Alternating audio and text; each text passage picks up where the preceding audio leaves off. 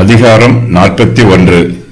விக்கிரக ஆராதனைக்காரரின் பாவங்களை உணர்த்துவதற்காகவும் கர்த்தரை பயபக்தியோடு ஆராதனை செய்கிறவர்களை ஆறுதல் படுத்துவதற்காகவும் இந்த அதிகாரம் எழுதப்பட்டிருக்கிறது. பாபிலோனியர் கர்த்தருக்கு விரோதமான பாவங்களை செய்கிறார்கள். பாபிலோனியருடைய பாவங்களை உணர்த்தும் வண்ணமாகவும் இஸ்ரவேல் புத்திரருக்கு ஆறுதலான வார்த்தைகளை சொல்லும் வண்ணமாகவும் இந்த அதிகாரம் விசேஷமாய் எழுதப்பட்டிருக்கிறது. பழைய ஏற்பாட்டு காலத்தில் வாழ்ந்த அவர்களுக்கு மாத்திரமல்ல, நமக்கும் இந்த அதிகாரம் ஆறுதலாயும் ஆலோசனையாகவும் எழுதப்பட்டிருக்கிறது. விக்கிரகங்களை ஆராதிக்கிறவர்களின் மதியினத்தை கர்த்தர் தம்முடைய தீர்க்கதரிசியின் மூலமாக வெளிப்படுத்துகிறார். தம்மை விசுவாசிக்கிறவர்கள் தம்மை நம்பி தம்மை சார்ந்து ஜீவிக்க வேண்டும் என்று கர்த்தர் தம்முடைய பிள்ளைகளை உற்சாகப்படுத்துகிறார். விக்கிரகங்களுக்கு விரோதமாக கர்த்தருடைய அறைகூவலான வார்த்தைகள் சொல்லப்படுகிறது.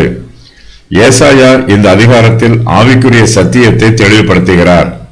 கர்த்தர் தெய்வமானால் அவரை பின்பற்றுங்கள், பாகால் தெய்வமானால் அவரை பின்பற்றுங்கள் என்று ஏசாயா கர்த்தருடைய ஜனத்திடம் தெளிவாகவும் உறுதியாகவும் சொல்லுகிறார்.